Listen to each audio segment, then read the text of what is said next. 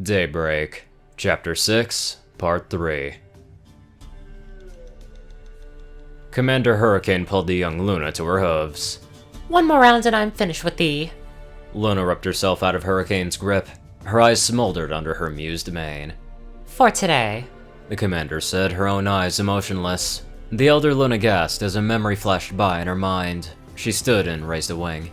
Wait, look out! The young Luna's horn flared white, grabbing Hurricane and smashing her into the dirt. She bared her teeth and threw a lightning bolt at the prone commander. Hurricane rolled, and the lightning turned dirt into glass. She gave her wings one powerful flap and threw herself at her opponent. Her forehead impacted against the young Luna's eye. She wrapped her forelegs around Luna's neck and held her down.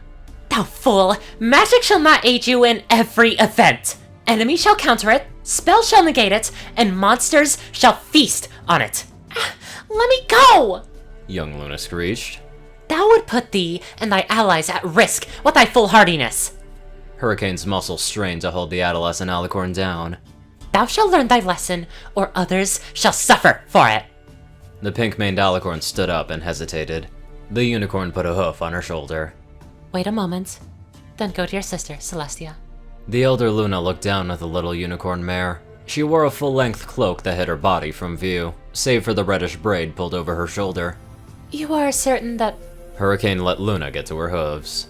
5 minutes. She called out before flying off.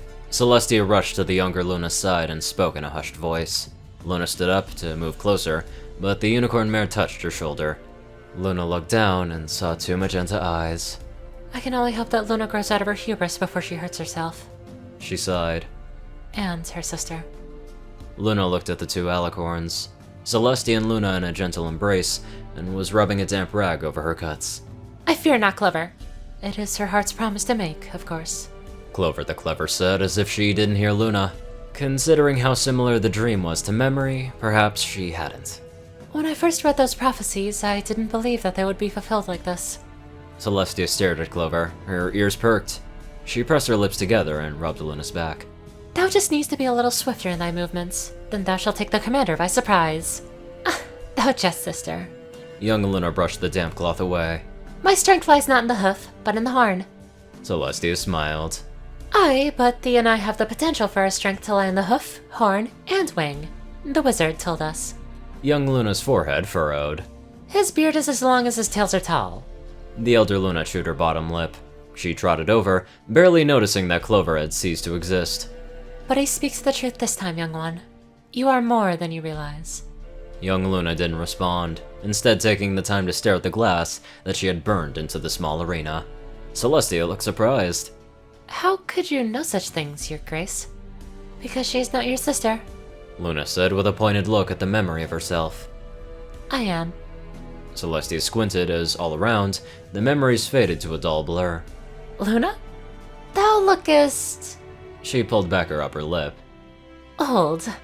And thou lookest just out of diapers. Luna chuckled. Oh, sister, I can't tell you how good it is to see you up and about. Of course. Celestia said with a chipper smile. Why wouldn't I be? Luna's merriment dissipated. You see, Celestia, if thou truly art my sister, then stop being so formal. The world returned to sharp contrast as Celestia grabbed Luna's hoof. Come, I must show thee all the things that we have been doing. Even now, Centurion Pansy says Diamond Dogs are amassing for an attack on Fort Everfree. A fort it was, and a hastily built one at that. The walls were firm stone, but held together by weak cement. The watchtowers were staffed by overtired soldiers, weary from a running battle. Armor-bearers worked constantly to sharpen weapons and repair armor. All shall go as planned. Celestia piped up. The commander and I shall lead a force to draw them into the open, and thou shalt cast buffs on us to protect us. All the while, the Centaurians' elites rain down arrows. And more than that... Celestia stood proudly before the ugliest diamond dog Luna had ever seen. Chains restrained every limb, his fur was ratty, his teeth were crooked, and his eyes were red and bloodshot. He smelled of filth and decay, his tail had a chunk removed, scars ran through the full length of his body, centered around his thick neck, and he grimaced at them. Or maybe it was a smile. Since we have captured their leader Wolf, Celestia said, they will be completely confused. Luna's heart raced. No. Of all the days to be reliving, sister. Night came without Luna's command. She spun around, reminding herself that it was just part of the dream, not someone stealing her control. Campfires burned as most of the soldiers did their best to rest after a long struggle. Luna was alone next to the chained Diamond Dog chief. He chuckled faintly to himself. Celestia was nowhere to be found. Celestia! Luna ran through the camp. Celestia, wake up! 2 arms! 2 arms!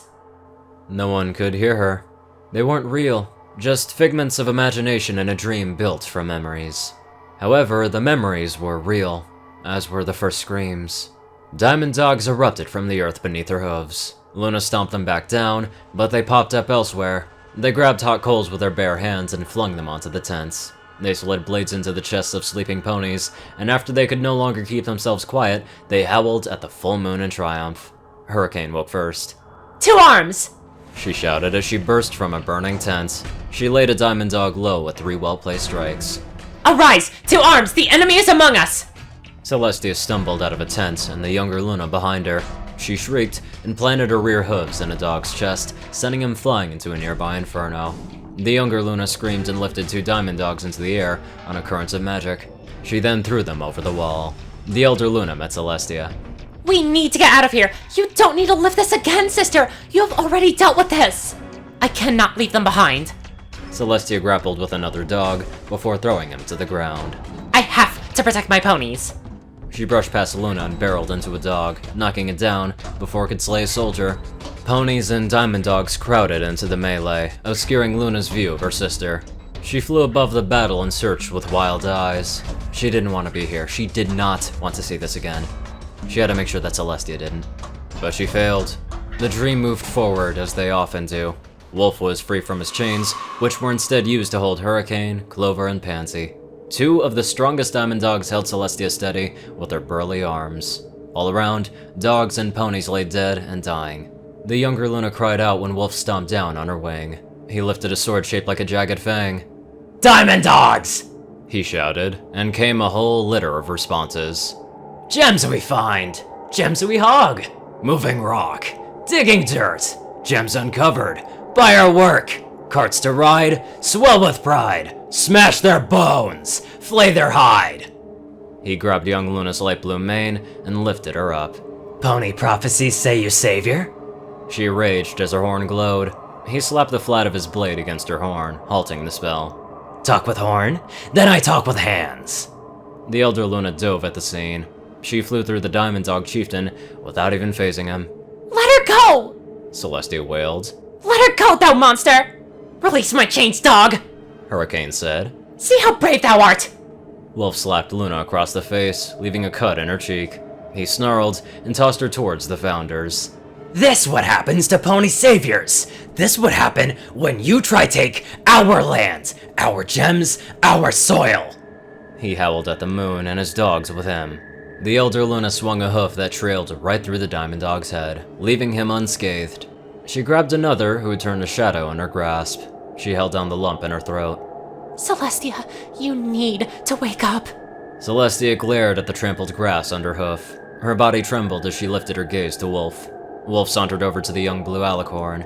We show you what happened to all pony if little annoying ponies ever come back. He twirled his blade, letting it come to rest against her back. Enough! Celestia said. No more! The Diamond Dogs holding her tightened their grip. Her eyes flashed with visible light. Let her go! Wolf's grin disappeared, replaced with a confused scowl. The grimacing smile soon returned. Sorry, can't hear little pony whine over Wolf's own laughter. What? Celestia closed her eyes and strained. Sweat appeared, rolling down her forehead and sides. Wolf shuffled his feet. He shook his head and raised his sword. Don't worry, she not feel it. Much. Celestia howled. Her eyes opened, emitting a blinding whiteness. Wolf froze in shock, his mouth hanging open. Light appeared over the fort's east wall. All ponies and Diamond Dogs turned as one to see the sun rise, deep in the middle of the night. The moon was obscured from view as the darkness ceased to exist. Celestia rose into the air, her entire body shimmering with sunlight. Her captors dangled from her sides. She then burst into flame. The Diamond Dogs at her sides dropped to the ground, shouting and rolling in the dirt as fire licked at their hides. Wolf let out a high-pitched whine, as what was left of his tail tucked itself between his legs. and the next moment, he snarled, Pretty Light Show, over! He lunged, his blade outstretched. A pillar of fire came down from the sun and landed on Wolf. His bronze sword melted in his hands, and his fur turned to white and blew away in a strong hot gust of wind.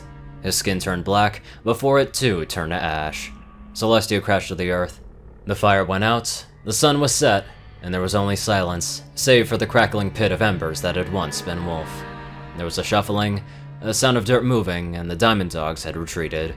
Fort Everfree disappeared, leaving Luna, Celestia, and the embers.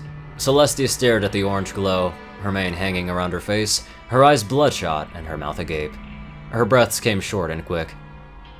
I killed him. Luna sat behind her sister. Celestia was small enough to fit into the space between her front legs.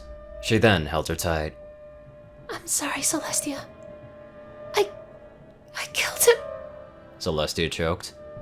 I could have just broken his leg or taken his sword and thrown him across the fort. But I killed him. With her final words, she broke down. Tears flowed freely as sobs racked her chest. Luna rocked her cheek pressed against the top of her sister's head. It is good that you cry, Celestia. Crying helps us heal. Luna blinked back the dampness in her own eyes. I only wish your dreams had not reopened this wound. Celestia buried her head in the blue hairs of Luna's chest. Blue feathers encircled her in a warm, comforting embrace. Luna's ears swiveled at the sound of hoofsteps. She turned to glare at whoever would intrude on their moments. Clover the Clever stood a scant few meters away, her face obscured by her cloak. Magenta eyes shined in the shadows. I saw a pony with eyes of lightning. Her heart was hard and strong with a yearning for justice. She carried the sun on her right wing, and the moon on her left. Fire rained from heaven and consumed her enemies, and all that trembled at the sight of her. Luna clenched her teeth. Please, for once, just leave the prophecies out of this. Just let us be. Clover's head tilted. I saw a second pony with eyes of shadow. Her heart was merry, though encased in a prison of stone. She carried the moon on her right wing and the sun on her left. Darkness was her enemy and constant companion, but she would not surrender. Then Clover was gone. Luna held her sister close as Celestia wept over her first time raising the sun. I can only imagine the thrill of finally raising the sun for the first time, but the only cost was killing someone. Now it could go both ways depending on who was killed, if that person was good or bad. Hopefully bad, but you know what I mean.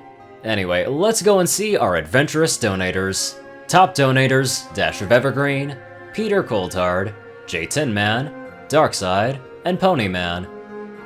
CourierCruz CI, Delta Omega, Strix, RuneScythe 9852, Dospo, Rhyny Dragonwolf, Hunter Norman, Secret Moon, Tall Rasha, The Toilet Snake, Sword Brethren Mordred, Cerberus, Goulash Eating Hazar, Starlight Glimmer, Squiddy Boy, David D. Sanchez, Soul Dragon, Gaggy, Trey, Shadow Drake, Joe Piercy, Alex F., Rainbow Dash, Teal K. Anderson, TV Killer, John Becker, Leon Reynolds, and Raven Speedster. Thank you all very much for watching this video, and live life to the fullest.